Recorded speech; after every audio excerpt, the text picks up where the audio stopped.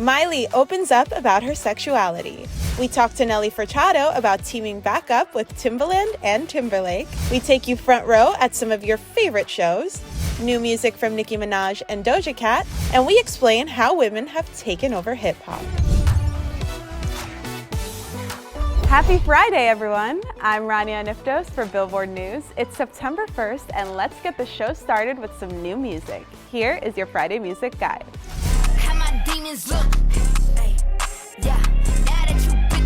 Her album Scarlet is out September 22nd. Doja Cat harnesses her dark side with her latest single, Demons. And the video features Christina Ricci. Nigga, I'ma bring the heat.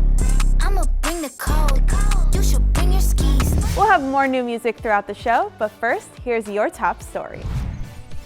Miley Cyrus talks figuring out her sexuality, and it involves a fellow Disney star. I know it used to be wild. That's 'cause I used to be young. Miley Cyrus talked about her sexuality during her retrospective Used to Be Young series. If you guys didn't know I was bisexual from this damn picture, I don't know what's wrong with you. She talked about a photo of herself with her Hannah Montana co-star Emily Osment, Taylor Swift, and Demi Lovato. I literally think we were leaving the Grammys to go to the Cheesecake Factory. Me and Emily, Taylor Swift, and Demi Lovato are going to the Cheesecake Factory. These are some classy ladies. But she didn't stop there. She went on to reflect about meeting her ex-husband Liam Hemsworth while filming the last song. I think one of the elements that made that movie feel so special was it was watching two very young people fall in love with each other, which was happening in real time and in real life. So the chemistry was undeniable, and that was the beginning of a long 10-year relationship. But it didn't stop there. Miley's gonna be Miley. I'm just your average teen with 250 individual hair extensions. I wish I remembered to say I do anything for you. Pink Friday is upon us, and Nicki Minaj dropped the lead single off Pink Friday 2, Last Time I Saw You. The nights we wish never ended. Those rules that we wish we bended. Heartbreak that we never mended. It was a major week for rock shows and album release parties. Of course, Billboard was there to give you all the access. We cover an array of genres in this week's All Access. Heavy metal, rock, pop, and hip-hop. From 50 Cent's tumultuous concert to an A-list album release party. We're breaking it down in this week's Billboard All Access. We'll start with one of the biggest heavy metal bands in history. Metallica rocked out to 2 nights at SoFi Stadium in Los Angeles this past weekend. And the set lists were completely different, so if you had tickets to both shows, you were seeing a different show each night.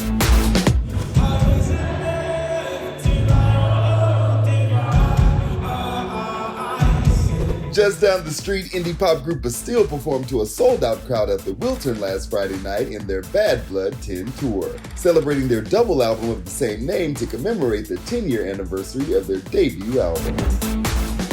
And Victoria Monét had all the stars out for her album release party celebrating her sophomore album, Jaguar 2. The night included star-studded guests like Cardi B, Kelly Rowland, and Quinta Brunson. There was even a dance-off between Monét and the legendary Sean Bankhead, who choreographed the music video for her single, On My Mama.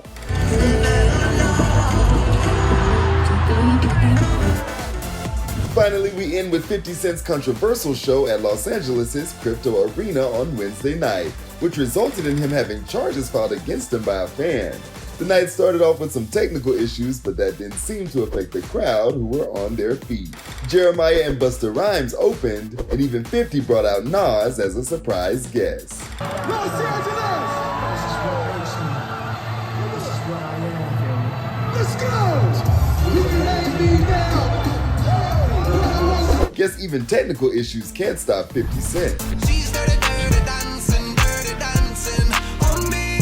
It's the boy band team-up we didn't know we needed. East meets West with a collab from 17 and New Kids on the Block. Got me falling, can't get up, might need an intervention, baby.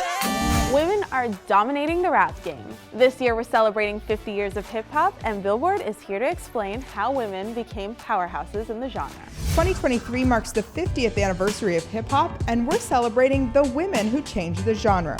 But who are the female trailblazers? Who's taking over now? And how has the genre evolved? This is Billboard Explains, the Women of Hip-Hop. DJ Kool Herc is officially credited for starting the hip-hop movement at a birthday party in the Bronx in 1973. As for the first female rapper, we need to give credit to MC Sharrock, hip-hop's first female MC. Then there was Roxanne Shante and MC Lyte, who really made a name for themselves early on as well. But the biggest growth happened throughout the 80s and 90s as more female rappers battled their way to the top, including Queen Latifah and Salt-N-Pepa. Lil' Kim and Foxy Brown embraced their sexuality on their terms, while Missy Elliott created some of the most innovative music videos of the decade, all while rocking a unique style. Fast forward to today, and the women of the genre are proving that now is the best time to be a woman in hip-hop. And female rappers have evolved within the genre too, with rappers today embracing sisterhood by working together and supporting each other more than ever before. Women are taking control of their narratives, while also giving props to those who paved the way. Who knows where the genre will go in the next 50 years, but overall, the future is bright for women in hip-hop. Weezy is back and he's bringing the cat food. And the Lil Wayne track samples Missy Elliott's Work It. Subpoena, cat hanging out the castle. Ooh, Serena. Ooh, Serena. Ooh. It's the team up you've all been asking for. And we sat down with Nelly Furtado to talk about linking up with Timbaland and Timberlake again. I keep going, I keep going, I keep going. How are we here 17 years later? I don't pinch me. Like, I've been having pinch me moments lately. What was that process like, just in terms of working with them again, in terms of figuring out like what the 2023 version of that, trio sounds like? Justin and Tim have been working on music for a year together. They had thought it out quite a lot. And I came into the picture, but what's great about them is they were like, we want you to do your thing. If the three of us are on a song, we're all equals, Mm-hmm. And that's a really good feeling.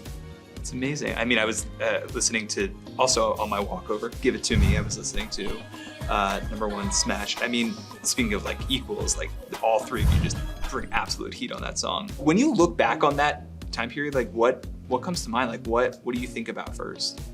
I don't know, probably like the tour. Like I made Loose because I wanted to do an arena tour. I must have set an intention for it to be big in some way. So like an arena is big, right? So I wanted songs that would like sound good in an arena. So I don't know, but when I talked to Timbaland about it now, he always says I just was in a certain open space in my life and my energy was really open, and that's why the record feels the way it does. I think I was like, when I made Loose, I was super inspired by like Madonna's album Ray of Light, and also like Janet Jackson's album Janet, because I felt like those are like iconic pop albums where there's like grown women kind of like making pop music, but having it be special and unique in some way, and just like kind of streamlined. And so I knew I wanted something a little more streamlined than my other albums up into that. God, I never really made that connection, Ray of Light and Loose. But you're absolutely right that it's like very, you think about like the space that some of those songs, like say it right, and then you have a song like Frozen on Ray of Light. Wow, okay, yeah, cool. I see it. Do you see the connection now? It's like vibes where like it's pop, but it has depth. For the full interview, head to billboard.com.